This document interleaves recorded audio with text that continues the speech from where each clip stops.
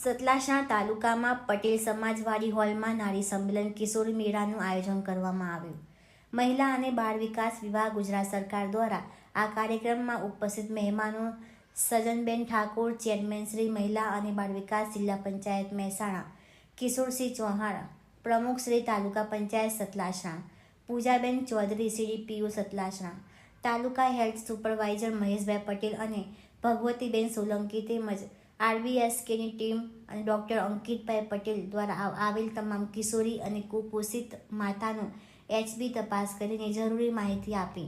તેમજ સતલાસણા આરોગ્ય ટીમ દ્વારા સમગ્ર પ્રોગ્રામમાં બેનરો સહિત આરોગ્ય કાર્યકર ભરતભાઈ પટેલ અને પ્રભાતભાઈ રબારી દ્વારા IEC કરીને આરોગ્યલક્ષી વિસ્તૃત માહિતી માર્ગદર્શક આપવામાં આવેલ.